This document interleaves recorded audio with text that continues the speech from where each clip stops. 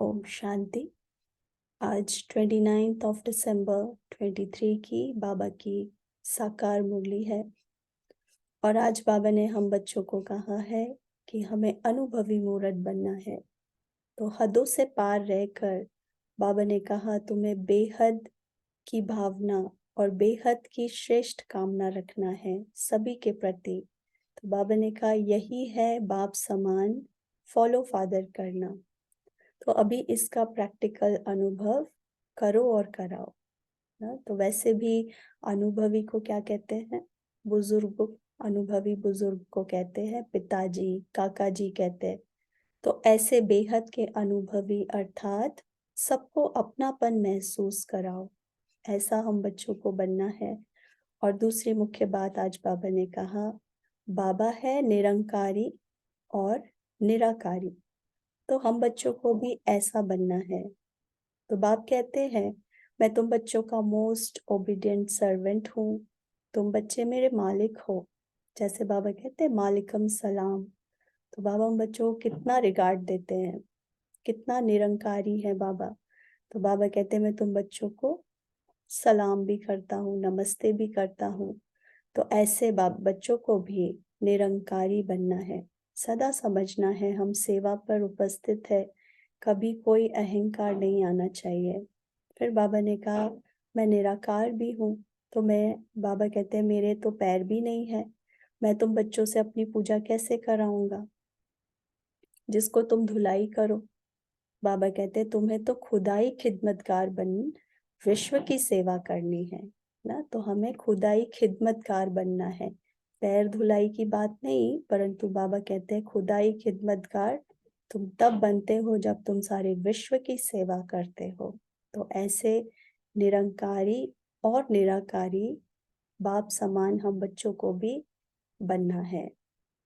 सुनेंगे बाबा के महावाक्य। मीठे बच्चे, प्रश्नों में मूंझना छोड़ मनमना भव रहो, बाप और वर्षे को याद करो, पवित्र बनो और बनाओ। तो प्रश्नों में मूंझना नहीं है, कंफ्यूज नहीं होना है, मनमना भव होकर रहना है, बाबा को याद करना है, वर्षे को याद करना है और मुख्य है पवित्र रहना है। प्रश्न है, शिव बाबा तुम बच्चों से अपनी पूजा नहीं करवा सकते हैं क्यों? उत्तर, बाबा कहते मैं तुम बच्चों का मोस्ट ओबीडियंट सर्वेंट हूँ, तुम बच्चे मेरे मालिक हो। मैं तुम बच्चों को नमस्ते करता हूँ। बाप है निरंकारी, बच्चों को भी बाप समान बनना है। मैं तुम बच्चों से अपनी पूजा कैसे कराऊंगा? मेरे पैर भी नहीं है जिसको तुम धुलाई करो। तुम्हें तो खुदाई खिदमतगार बन विश्व की सेवा करनी है ना। तो ऐसा हम बच्चों को बाप समान निरंकारी और निराकारी बनकर रहना है। सदा अब यही समझना है कि मैं विश्व की सेवा पर उपस्थित हूँ जैसे शिव बाबा, और जो भी जहाँ भी हम निमित्त है ऐसे निरंकारी बनकर सेवा करनी है। जैसे बाबा कहते हैं कि मैं तुम्हारा मोस्ट ओबीडियंट सर्वेंट हूँ, तुम बच्चे मेरे मालिक हो। तो ऐसे हम बच्चों को भी बहुत निरंकारी होकर रहना है। गीत है निर्बल से लड़ाई बलवान की। ओम शांति।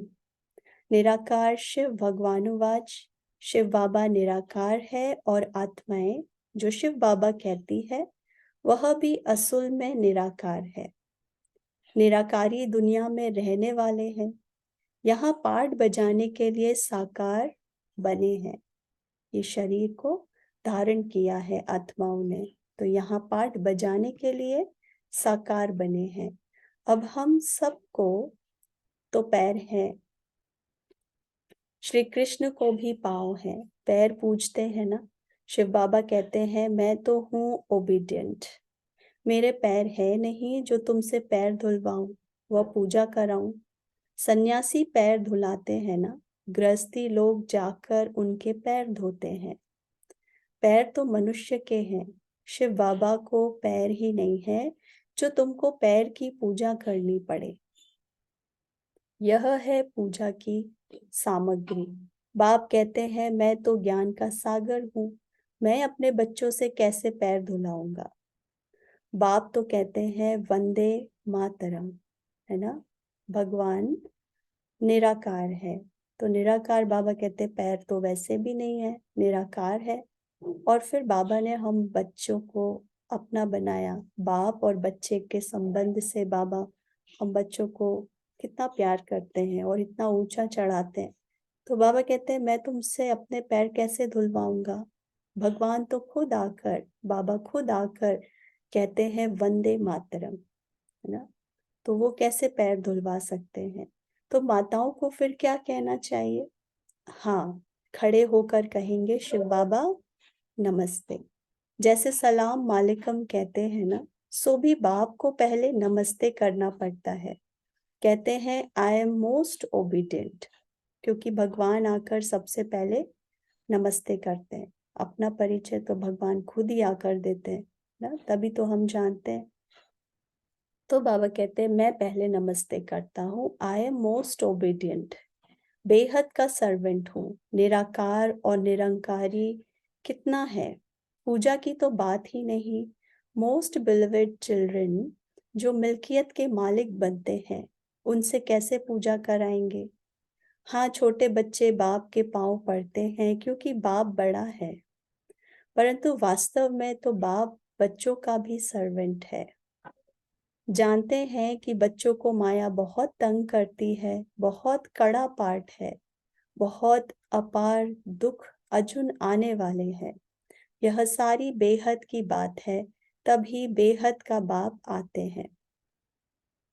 बाप कहते हैं दाता मैं एक ही हूँ, अन्य किसी को भी दाता नहीं कह सकते।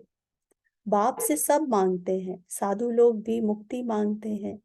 भारत के गृहस्थी लोग भगवान से जीवन मुक्ति मांगते हैं।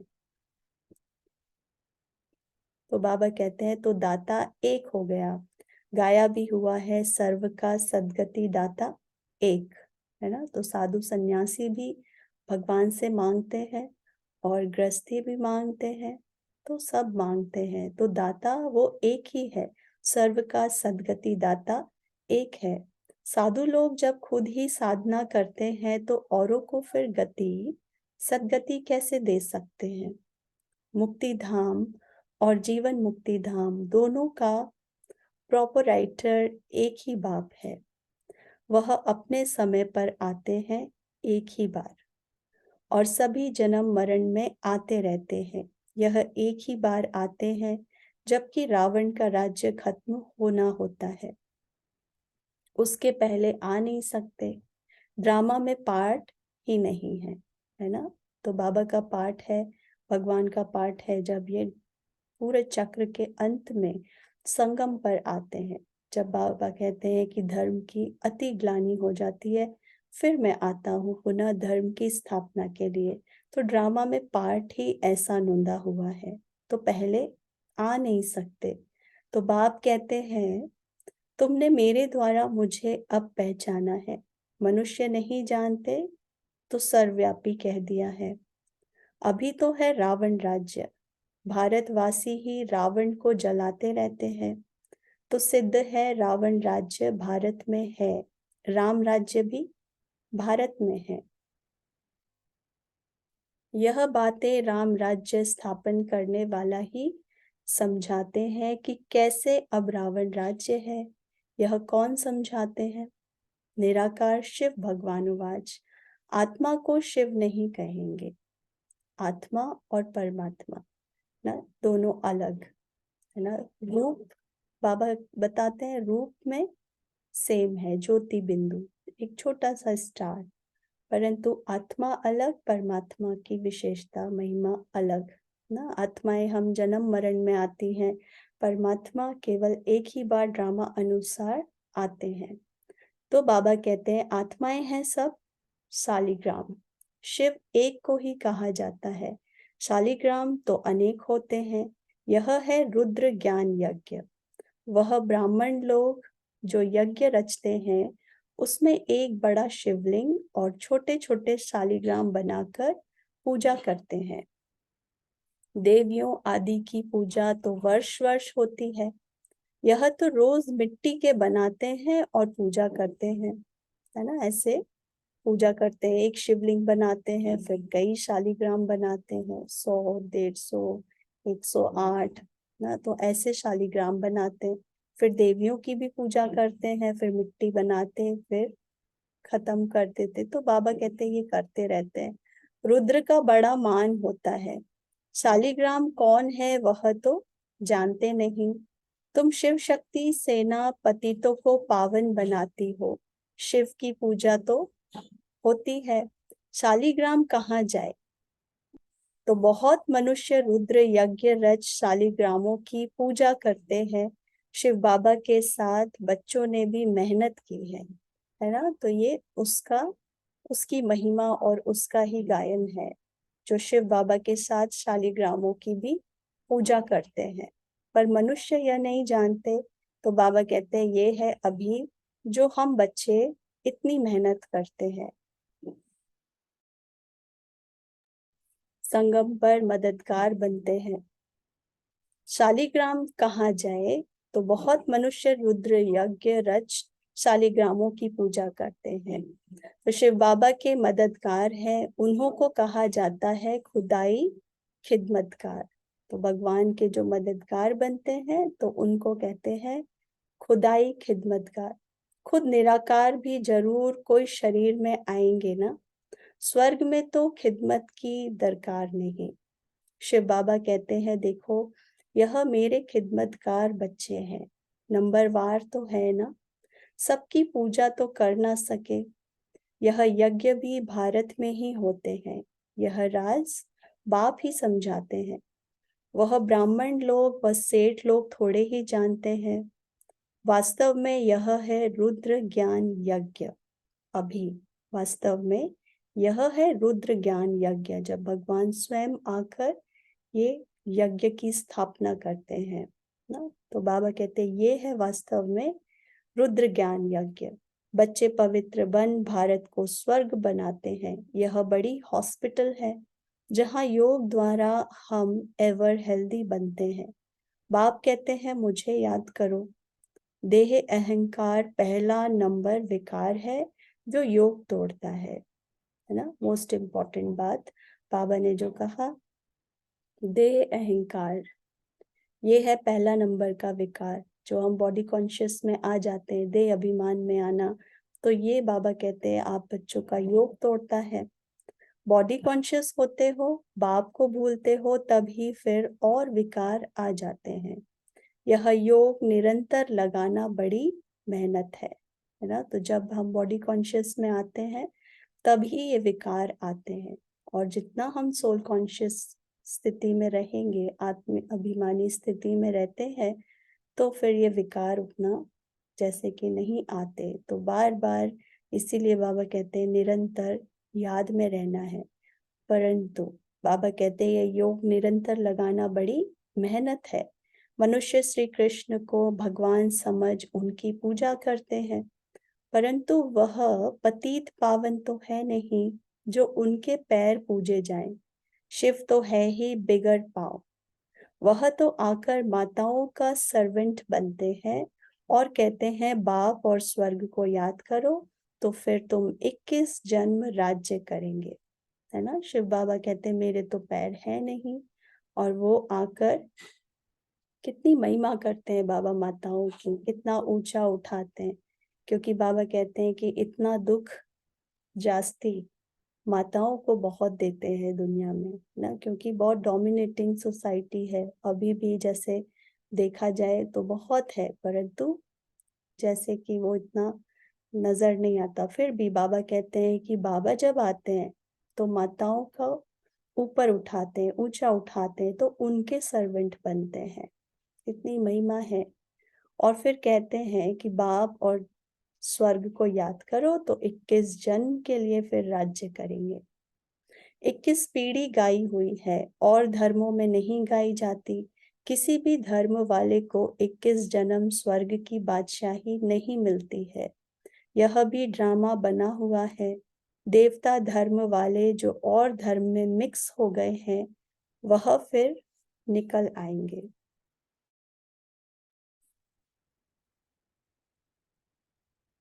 तो बाबा कहते हैं वह फिर आएंगे और स्वर्ग के सुख तो अपरंपार है।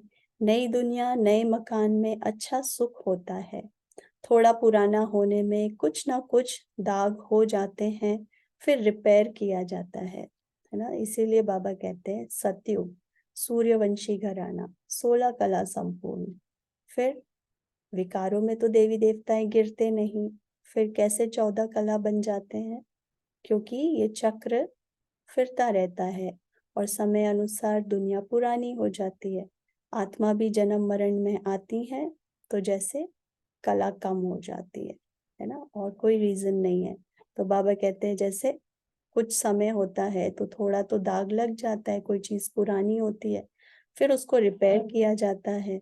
तो जैसे बाप की महिमा अपरंपार है, वैसे स्वर्ग की महिमा भी अपरंपार है, जिसका मालिक बनने का तुम पुरुषार्थ कर रहे हो और कोई स्वर्ग का मालिक बना ना सके।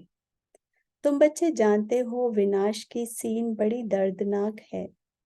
उनके पहले बाप से वर्षा ले लेना चाहिए, है ना। सीन बहुत दर्दनाक है, विनाश की सीन। तो बाबा ने कहा वो जब आएगा विनाश का सीन, तब हम पुरुषार्थ नहीं कर सकेंगे। इसीलिए बाबा ने कहा विनाश होने से पहले बाबा से वर्षा ले लो, पुरुषार्थ कर लो ना, क्योंकि सीन इतने दर्दनाक होंगे कि वो समय हम पुरुषार्थ नहीं कर सकते। तो बाबा कहते हैं अब मेरे बनो अर्थात ईश्वरीय गोद लो।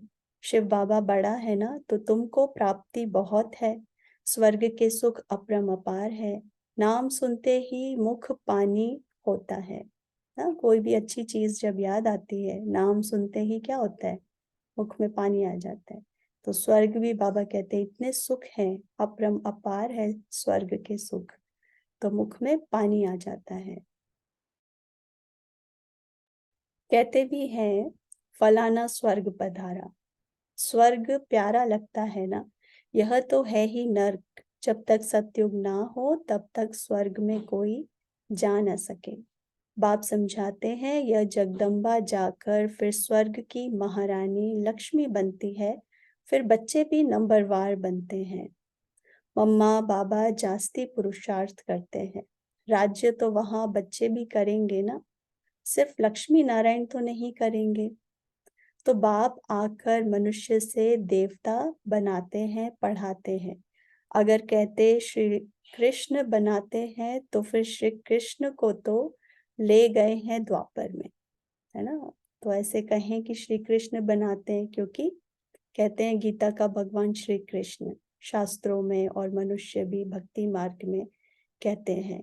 तो बाबा ने कहा अगर श्री कृष्ण बनाते हैं तो फिर श्री कृष्ण को तो द्वापर में ले गए हैं, है ना। तो सतयुग में फिर कैसे वो ले जा सकते हैं? तो ऐसे बाबा कहते हैं द्वापर में तो देवता होते नहीं।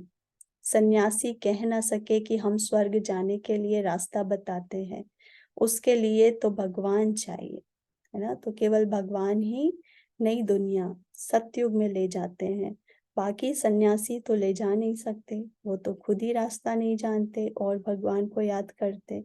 और श्री कृष्ण को द्वापर में कहा है, तो द्वापर में देवी देवता होते नहीं। तो बाबा कहते फिर कौन ले जाए? तो भगवान कौन? शिव बाबा। तो कहते हैं मुक्ति जीवन मुक्ति के द्वार कलयुग के अंत में खुलेंगे। यह है रुद्र ज्ञान यज्ञ, मैं हूँ शिव रुद्र और यह है शालिग्राम। यह सब शरीरधारी है, हम बाबा के बच्चे और शिव बाबा निराकार। तो ये है रुद्र ज्ञान यज्ञ, और इसमें शिव है रुद्र, शिव बाबा, और हम बच्चे शालिग्राम ना। तो यह बाबा कहते हैं ये सब शालिग्राम माना आत्माएं शरीरधारी हैं। मैंने शरीर का लोन लिया हुआ है, यह सब ब्राह्मण है।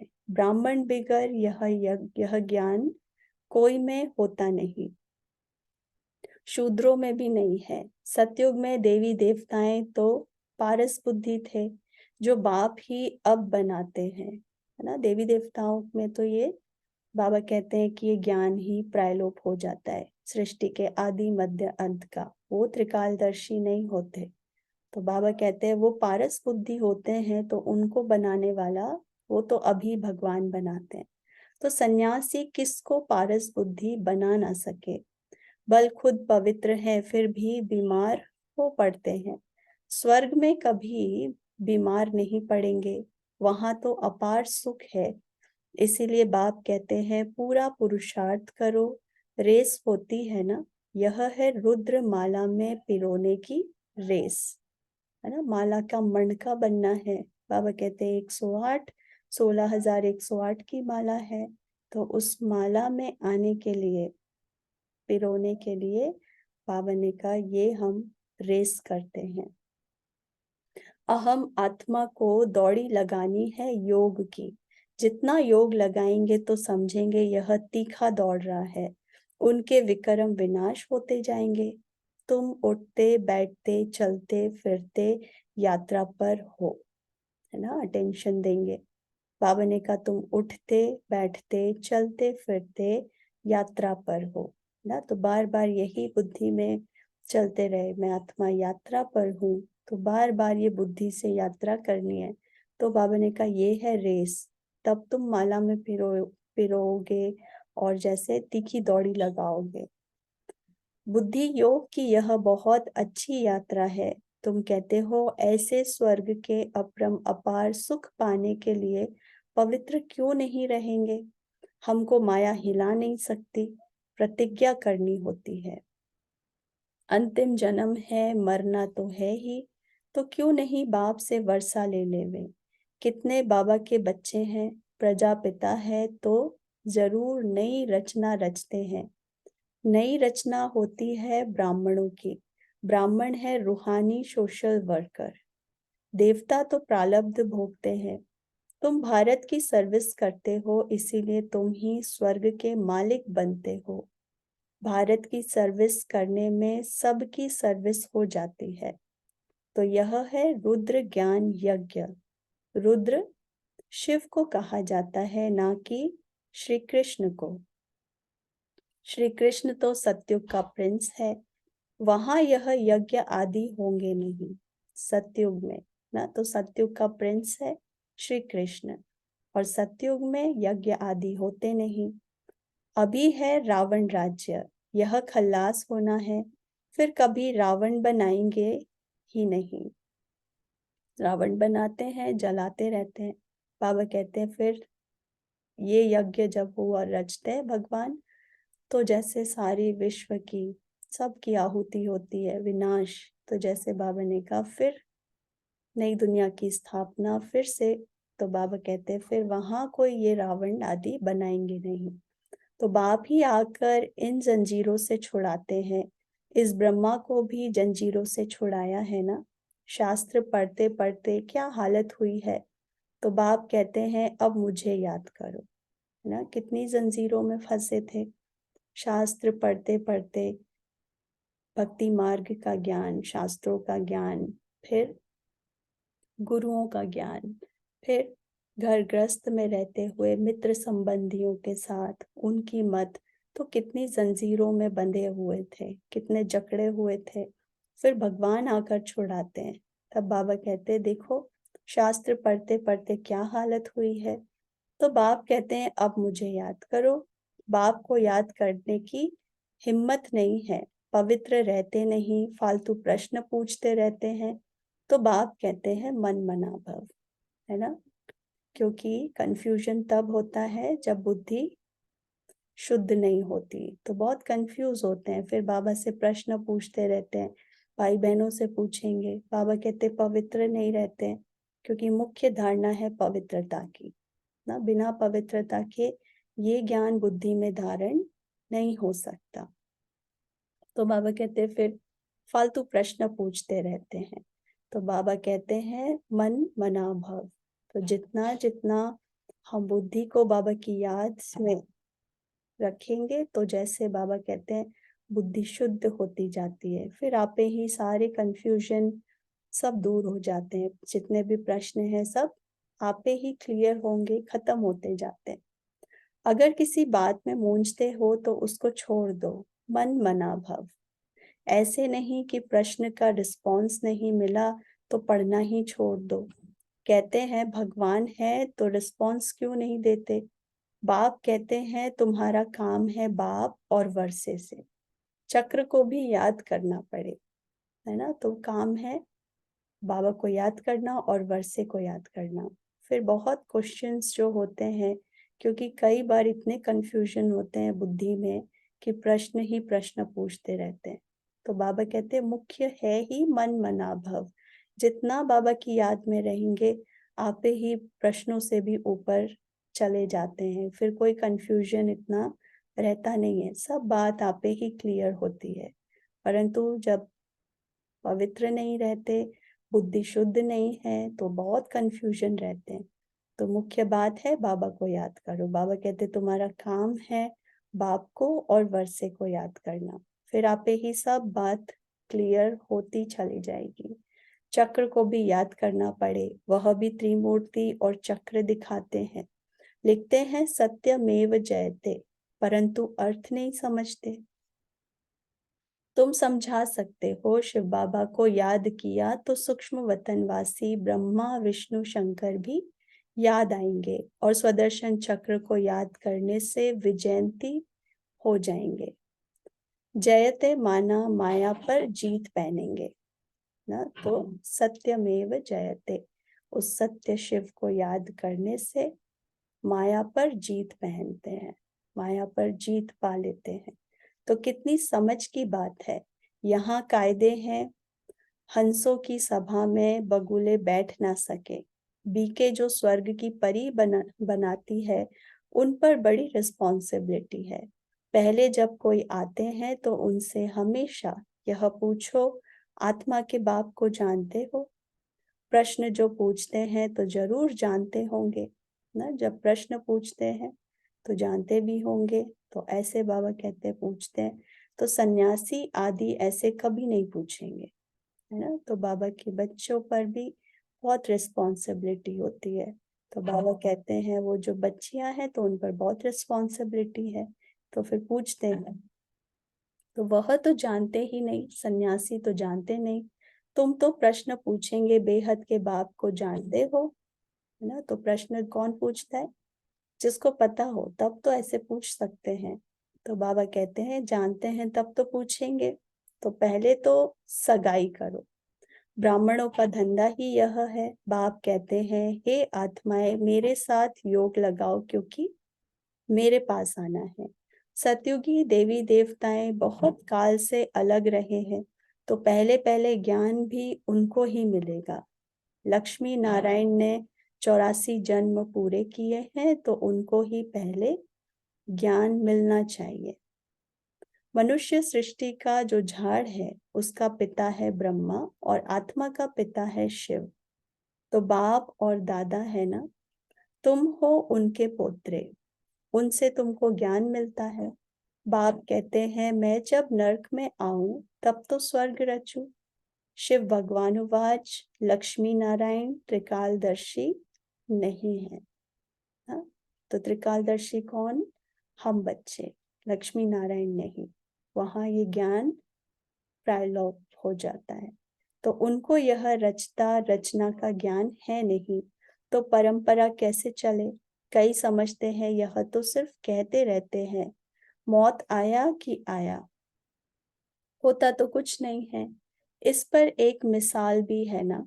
उसने कहा शेर आया परंतु शेर आया नहीं। आखिर एक दिन शेर आ गया, बकरियां सब खा गया। यह बातें सब यहाँ की है।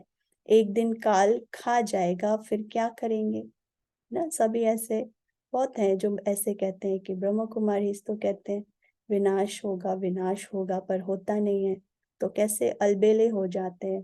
तो बाबा कहते हैं जैसे वो कहानी है, शेर आया और फिर सब बकरियों को खा गया, अलबेले हो गए वो। क्योंकि फिर बाबा ने कहा ऐसे अभी भी है, विनाश कहते हैं आएगा आएगा तो तब तक अलबेले हो जाते हैं, अलबेलेपन की निंद्रा में। तो फिर बाबा कहते हैं अब जब आएगा तो फिर काल सबको खा जाएगा, फिर क्या करेंगे। तो भगवान का कितना भारी यज्ञ है, परमात्मा के सिवाय तो इतना बड़ा यज्ञ कोई रच ना सके। ब्रह्मावंशी ब्राह्मण कहलाकर पवित्र ना बना तो यह मरा, है ना। तो ब्राह्मण जीवन की फाउंडेशन ही प्योरिटी है, पवित्रता। तो बाबा कहते हैं अगर पवित्र नहीं रहते हैं तो फिर ब्राह्मण कहला नहीं सकते, तो जैसे यह मरा। तो शिव बाबा से प्रतिज्ञा करनी होती है। मीठा बाबा, स्वर्ग का मालिक बनाने वाला बाबा, मैं तो आपका हूँ, अंत तक आपका होकर रहूंगा। ऐसे बाप को अथवा साजन को फारकती दी तो महाराजा महारानी बन नहीं सकेंगे, है ना। क्योंकि एक यही समय है जब भगवान हम बच्चों को इतना ऊंचा बनाते हैं, देवी देवता, महाराजा महारानी, विश्व के महाराजा महारानी। परंतु जब हम बाबा के भगवान के बनते हैं तो इतना ऊंचा ज्ञान धारण करने के लिए, जीवन परिवर्तन करने के लिए भगवान कहते हैं पवित्रता की प्रतिज्ञा करो, है ना। तो बाबा कहते हैं अगर वो नहीं करते तो जैसे यह मरा। तो ऐसे बाबा को फिर जब फारकती दे देते हैं, पवित्र नहीं बनते तो महाराजा महारानी बन नहीं सकेंगे, है ना। तो ऐसे प्रतिज्ञा करनी है, फारकती नहीं देनी है। अच्छा, मीठे मीठे सिक्की लद्दे बच्चों प्रति माता पिता बाप दादा का याद प्यार और गुड मॉर्निंग। रूहानी बाप की रूहानी बच्चों को नमस्ते। हम रूहानी बच्चों की रूहानी माता पिता बाप दादा को याद प्यार, गुड मॉर्निंग और नमस्ते। शुक्रिया बाबा। धारणा के लिए मुख्य सार है, पहला पॉइंट, सच्चा खुदाई खिदमतगार बन भारत को स्वर्ग बनाने में बाप को पवित्रता की मदद करनी है। रूहानी सोशल वर्कर बनना है ना। बाबा कहते हैं सच्चा खुदाई खिदमतगार बनना है ना। पैर पैर धोकर पूजना, बाबा कहते हैं भगवान के तो पैर है नहीं, है ना, बाबा के तो है नहीं, तो क्या करना है, सच्चा खुदाई खिदमतगार बनना है। वो कैसे, पवित्रता की धारणा कर रूहानी सोशल वर्कर बनना है, भारत को स्वर्ग बनाने की सेवा करनी है। दूसरा पॉइंट, किसी भी प्रकार के प्रश्नों में मूंझ कर पढ़ाई नहीं छोड़नी है ना। प्रश्नों को छोड़ बाप और वर्षे को याद करो ना। तो आज बाबा ने कहा मुख्य बात है कि केवल बाप और वर्षे को याद करना, है ना। और बाबा ने कहा इसी से ही तुमको मतलब होना चाहिए, बाकी जास्ती प्रश्नों में मूंझना नहीं है, कंफ्यूज नहीं होना है ना। बहुत प्रकार की बातें बुद्धि में आती है, बाबा कहते हैं केवल बाबा को याद करो तो जैसे सब बातें आपे ही क्लियर होती जाएंगी, आपे ही सब समझ आता जाएगा। तो मुख्य है बाप को और वर्षे को याद करो। वरदान है हदों से पार रह सबको अपनेपन की महसूसता कराने वाले अनुभवी मूर्त भव। तो आज बाबा ने वरदान दिया अनुभवी मूर्त भव। डिटेल में बाबा कहते हैं जैसे हर एक के मन से निकलता है मेरा बाबा, ऐसे सभी के मन से निकले कि यह मेरा है, बेहद का भाई है या बहन है, दीदी है, दादी है, कहाँ भी रहते हो लेकिन बेहद सेवा के निमित्त हो। हदों से पार रहकर बेहद की भावना, बेहद की श्रेष्ठ कामना रखना, यही है फॉलो फादर करना, है ना। जैसे हम सभी के दिल से जब बाबा से मिलते हैं तो क्या निकलता है बाबा के लिए, मेरा है, मेरा बाबा। ऐसे बाबा कहते हैं आप बच्चों को भी बनना है। तो जैसे कोई भी आपको मिले, कोई भी आत्मा आपको देखे मिले तो उसके दिल से निकले कि ये मेरा है, मेरा भाई, मेरी बहन, मेरी दीदी, मेरी दादी। ऐसे बेहद की भावना हमारे में भी, इतनी शुभ भावना और शुभ कामना हो सभी आत्माओं के प्रति कि जब वो आत्माएं हमारे सम्मुख आए तो उनके भी दिल से निकले, जैसे मेरा बाबा निकलता है ऐसे मेरा बेहद का भाई, मेरी बेहद की बहन। तो बाबा कहते हैं आप कहीं भी रहते हो, जहां भी आप निमित्त हो, जहां भी रहते हैं, हम सभी अपने अपने स्थान पर, हम सभी निमित्त हैं ना। ऐसे समझना है मैं सेवा पर हूँ। तो बाबा कहते हैं ये है बेहद का भाव। तो ऐसे बेहद की सेवा पर मैं निमित्त हूँ। तो हदों से पार रहकर, है ना, हदों में नहीं आना है। हदें कौन सी? लौकिक, मेरा घर, मेरा परिवार, है ना, मेरे मित्र संबंधी, या फिर अलौकिक में भी मेरा सेंटर, मेरे जिज्ञासु आदि आदि। तो हदों से पार रहना है, बेहद की भावना में और बेहद की श्रेष्ठ कामना रखनी है।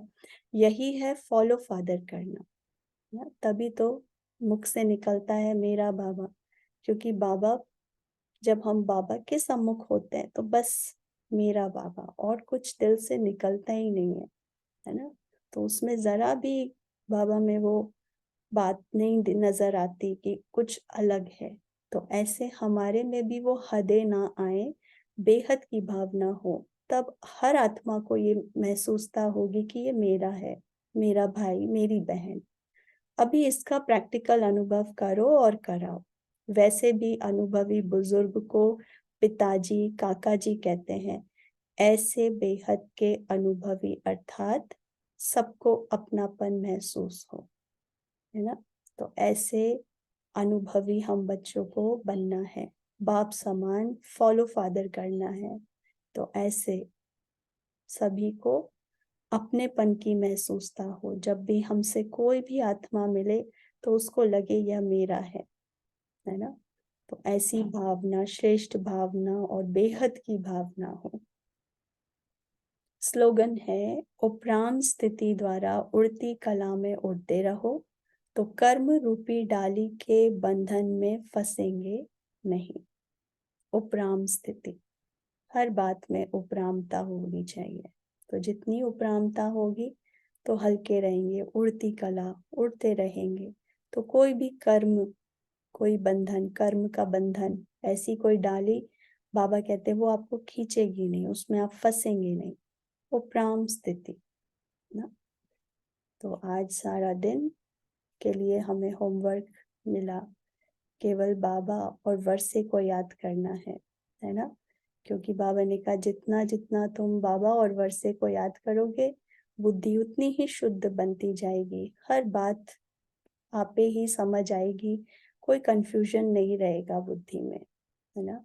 तो बाबा ने कहा ऐसी बाबा की निरंतर याद में रहना है और बाप समान निरंकारी और निराकारी बनकर रहना है ना। तो जैसे बाबा ने कहा अनुभवी बनो, तो ऐसे जो भी हमसे मिले सभी आत्माओं के लिए, सभी जैसे विश्व की सेवा पर हम हैं, तो ऐसे मददगार बनना है जो सभी आत्माओं को अपनेपन की महसूसता हो कि यह मेरा बेहद का भाई, बेहद की बहन, दीदी, ये मेरा है। तो वो तब होगा जब बेहद की श्रेष्ठ कामना और भावना हम रखेंगे। अच्छा, ओम शांति।